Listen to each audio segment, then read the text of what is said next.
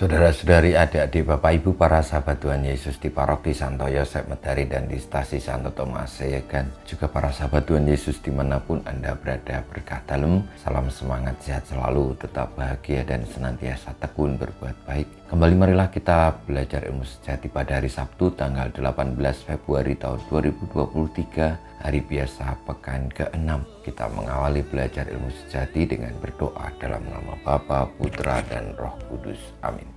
Ya Allah, kami mohon berilah kiranya kami iman para leluhur yang berani mengandalkan Dikau dan tidak dipermalukan. Semoga hati kami selalu tabah dan menyala karena cinta kasih berkat Roh-Mu. Dengan pengantaran Tuhan kami Yesus Kristus Putra-Mu yang hidup dan berkuasa bersama Dikau dalam persatuan Roh Kudus Allah sepanjang segala masa. Amin. Para sahabat Tuhan Yesus terkasih, kita akan belajar ilmu sejati dari Injil Yesus Kristus menurut Markus bab 9 ayat 2 sampai dengan 13. Pada suatu hari Yesus berbicara tentang bagaimana ia akan menderita sengsara. Sesudah itu ia membawa Petrus, Yakobus dan Yohanes dan bersama mereka naik ke sebuah gunung yang tinggi. Di situ mereka sendirian saja. Lalu Yesus berubah rupa di depan mata mereka dan pakaiannya menjadi sangat putih berkilat-kilat. Tak ada seorang pun di dunia ini yang sanggup mengelantang pakaian seperti itu. Maka nampaklah kepada mereka Elia dan Musa yang sedang berbicara dengan Yesus. Lalu Petrus berkata kepada Yesus, "Rabi, betapa bahagianya kami berada di sini. Baiklah kami dirikan 3 kemah, satu untuk engkau, satu untuk Musa dan satu untuk Elia." Petrus berkata demikian sebab tidak tahu apa yang harus dikatakannya karena mereka sangat ketakutan. Maka datanglah awan menaungi mereka dan dari awan itu terdengar suara, "Inilah anakku yang terkasih, dengarkanlah dia." Dan sekonyong-konyong waktu memandang sekeliling mereka tidak lagi melihat seorang pun di situ kecuali Yesus seorang diri. Pada waktu mereka turun dari gunung itu, Yesus berpesan supaya mereka jangan menceritakan kepada siapapun apa yang telah mereka lihat itu sebelum Anak Manusia bangkit dari antara orang mati. Mereka memegang pesan tadi sambil mempersoalkan di antara mereka apa yang dimaksud dengan bangkit dari antara orang mati. Lalu mereka bertanya kepada Yesus, "Mengapa ahli-ahli Taurat berkata bahwa Elia harus datang dahulu?" Yesus menjawab, "Memang Elia akan datang dahulu dan memulihkan segala sesuatu.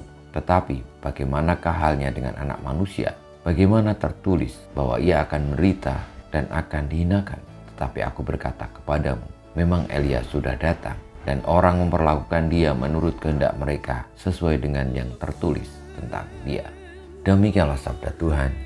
Terpujilah Kristus. Bapak, Ibu, para saudara-saudari, adik-adik, sahabat Tuhan Yesus yang terkasih, kita mendengarkan kisah Injil tentang Yesus yang menampakkan kemuliaannya di atas gunung, mengajak 3 orang muridnya, Petrus, Yakobus, dan Yohanes. Lalu peristiwanya terjadi begitu spektakuler karena wajah dan rupa tubuh pakaian Tuhan Yesus berubah menjadi sangat berkilauan putih. Lalu ada Elia, ada Musa.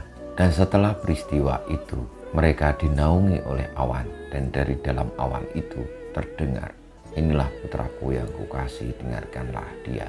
Saudara-saudari yang terkasih, Tuhan Yesus menampakkan kemuliaannya di atas gunung adalah tanda bahwa Allah menyatakan dirinya bagi manusia. Manusia yang menjadi saksi akan kehadiran Allah itu diminta oleh Tuhan untuk mendengarkan Sang Anak Manusia. Bahkan ketika disampaikan Anak Manusia harus menderita banyak hal, akan dibunuh tetapi akan dibangkitkan kembali, itu juga menjadi bagian yang harus didengarkan, yang harus diikuti.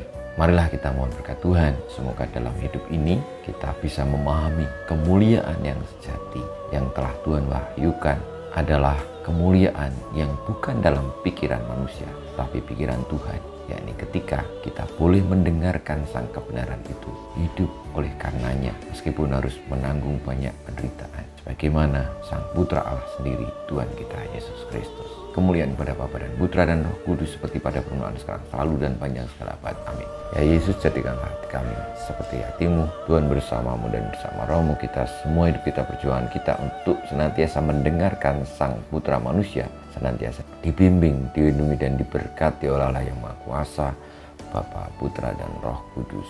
Amin.